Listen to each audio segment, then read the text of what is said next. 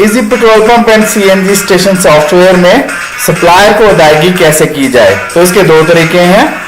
एक तो जो खरीद बिल या खरीद ऑर्डर हम कर रहे हैं उसके दरमियान सप्लायर को अदायगी की जा सकती है। फॉर एग्जांपल हम एक नया खरीद ऑर्डर F1 प्रेस किया शुरू करते हैं, तो यहाँ हम एक सप्लायर का कोड देते हैं। तो ये सप्लायर आ गए, इनके पहले ही हमारे पास 1 लाख रुपए काबिल अदा हैं। तो अब हम इन्हें कोड नंबर 1 लगाया, पेट्रोल आ गया और यहाँ इनसे 3000 लीटर जो पेट्रोल है वो 98.70 रेट के हिसाब से हम इन्हें ऑर्डर कर रहे हैं। तो इसके बने 2,96,100 रुपए। इस पे हमने डबल क्लिक किया, ये बड़े भी हो गए हैं। तो वापस अब ये बिल बन गया और लाख इनका पहले देने वाला है 3,96,100 रुपए। तो अब हम यहाँ सप्लायर से पूछते हैं कि आपके कंप्यूटर में या आपके खाते में हमारा ऑर्डर नंबर कितना है। अगर वो देता है तो यहाँ एंटर कर सकते हैं, नहीं तो इसे खाली छोड़ सकते हैं। अब जो हम पेमेंट करेंगे हमारे किस अकाउंट से जा रही, तो हम पंप का अकाउंट हमने एक बनाया हुआ है, कैश अकाउंट नंबर 1, उसमें से पेमेंट कर रहे हैं। इसमें इस वक्त ये फिगर आया है, इस पर हमने डबल क्लिक किया, हमारे पास 4,74,601 रुपए। इसको हमने डबल क्लिक करके बड़ा किया, ये हमारे पास पंप अकाउंट कैश अकाउंट में पड़े हैं। तो इस अकाउंट को हमने सिलेक्ट किया।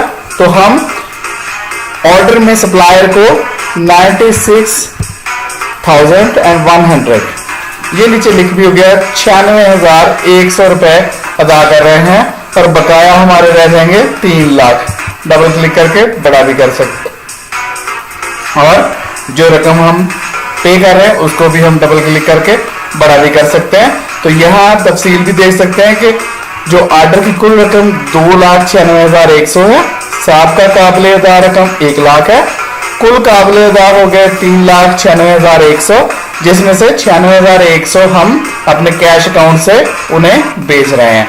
तो ये अदायगी हम सीख रहे थे। तो ऑर्डर करते हुए भी हम उस ऑर्डर के अंदर भी अदायगी कर देते हैं। इसका SMS डिटेल से आपको भी आएगा और जिस सप्लायर को हम ऑर्डर कर रहे हैं अगर उनका सेटिंग पेज से SMS ऑन है तो वो उनको भी डिटेल जाएगी कि ये ऑर्डर हमने किया, इतनी इसकी रकम है और ये जो चीज है कि हमें बेची जाए।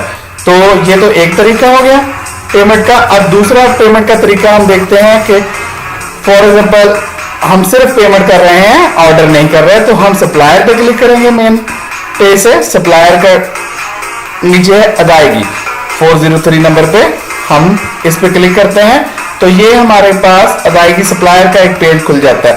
हम यहाँ सप्लायर का कोड लगाते हैं, नाम लिख के भी ढूंढ सकते हैं सप्लायर को। तो इसका पिछला बकाया 3 लाख है, 3 लाख यहाँ उर्दू में भी लिखा हुआ है। तो हम अदायगी में फॉर एग्जांपल हमें 1 लाख और जो 50,000 रुपए इन्हें बेच रहे हैं, ये ऊपर लिख भी हो गया 1,50,000। तो अगर 3 लाख से 1,50,000 बेच रहे हैं तो बकाया भी 1,50,000 ही बच जाएगा। तो ये दोनों की फिगर उर्दू में लिखी हुई है हमारे पास, किसी को भी डबल क्लिक करके यहाँ भी बड़ा कर सकते हैं। तो उसके बाद हम डिटेल में कोई चीज देना चाहें, नहीं तो खाली में एंटर। अब ये जो पैसे भेज रहे हैं फिर किस अकाउंट से भेज रहे हैं, यहाँ जितने मर्जी हम नए अकाउंट ऐड कर सकते हैं, अपने बैंक अकाउंट ऐड कर सकते हैं, लेकिन हमने यहाँ एक कैश अकाउंट अभी एंटर कर रखा है, उसको ही हम सिलेक्ट कर लेते हैं। तो उसमें इस वक्त 3,78,501 रुपए ये आ गए हैं। तो हम पंप कैश इस अकाउंट से इसकी पेमेंट कर रहे हैं, तो इसको महफूज कर देते हैं। तो ये हो गया, मालूमात महफूज हो गई हैं। ये हो गया कि डायरेक्ट अदायगी। आप देखें कि 5 नंबर सप्लायर दोबारा रिफ्रेश हुआ और इनके देने वाले रहते हैं 1,50,000।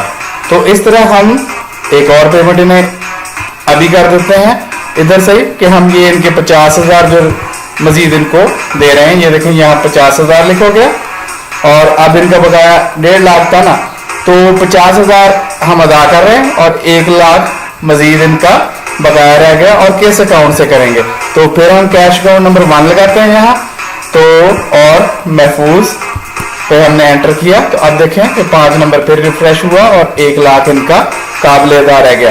तो अगर डायरेक्ट अदायगी करनी है तो हम इस पे से करेंगे, और अगर ऑर्डर करते हुए हम बी पेमेंट कर सकते हैं, वो तरीका भी आपको बता चुका हूँ।